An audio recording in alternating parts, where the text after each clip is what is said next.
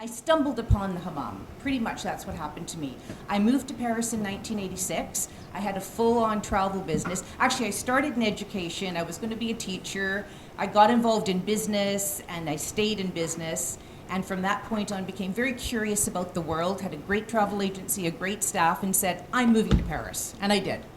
So left it in great hands, moved to Paris, and one of my first discoveries was the La Mosquée in Paris.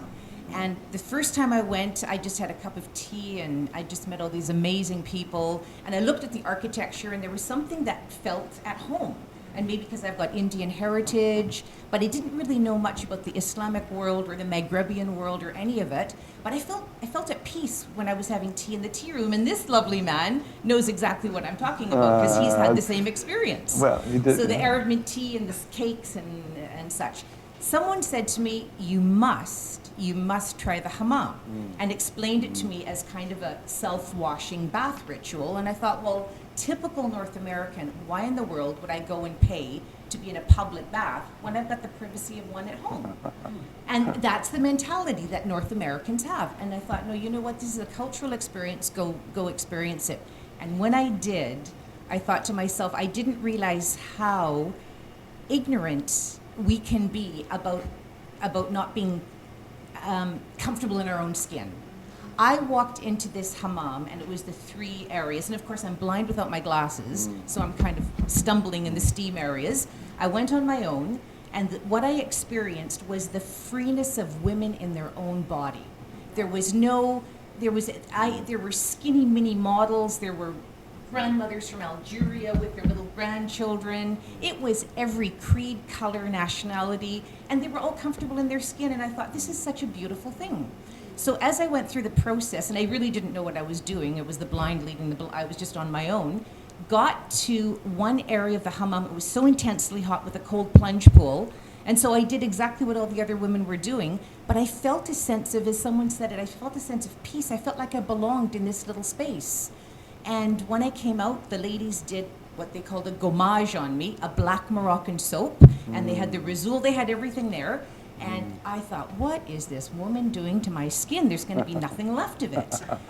So she did all of that, and then I was led to another area where I was served tea and cakes. And I walked out of there, and this area is right behind Jardin des Plantes in Paris. And I remember walking through the park, and as I was walking, I thought, I feel like I'm floating. And I kept looking down at my feet because the sensation was so light, so clean, so wonderful.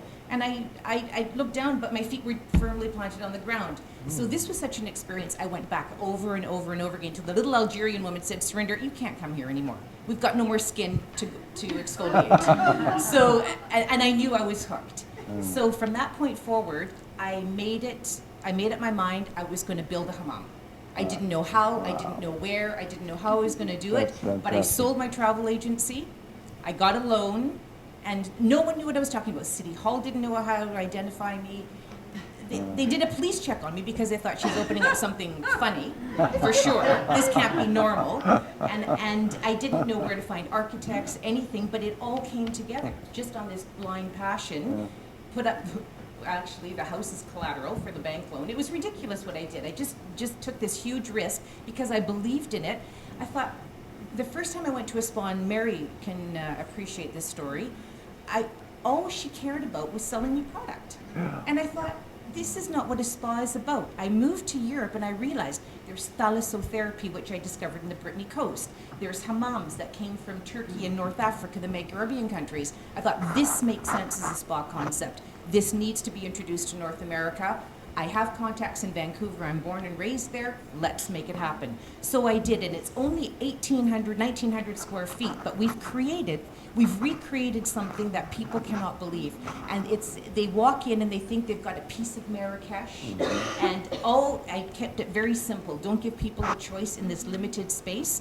So there's hammam, gommage, Razoul clay body mask, and then massage after that, with a mini facial, which the clients asked for. It certainly wasn't my idea. But because the hammam has opened up the pores, clients basically said, can you give us a facial of some sort? And they do all of that, and then straight to the Sultana Lounge for Arab tea and sweet cake. And I kept it very, very simple. Everyone thought I was crackers. The other spas didn't understand what I was doing. And I think ignorance is bliss. If I had studied too much, I would have never done it. I wouldn't have had the courage to do it because there would have been too many people saying, and what about this and what about that? So I went ahead, and now 14 years later, we're still around. And thanks to this man, it was you, and you phoned the same time when the press came around. The National Post covered it, the Globe and Mail, and I'm thinking, I didn't even think about advertising. Didn't even occur to me. Just get it built, find staff, make it happen. And you built it, and they came. And they came. And they came. The first couple of years were tough, but it was education. And the thing is, I didn't know anything about spas.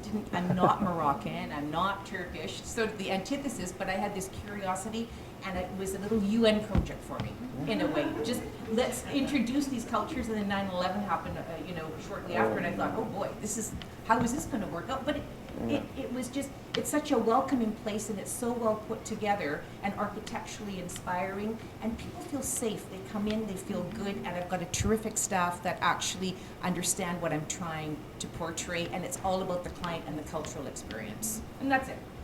That's it. Yeah.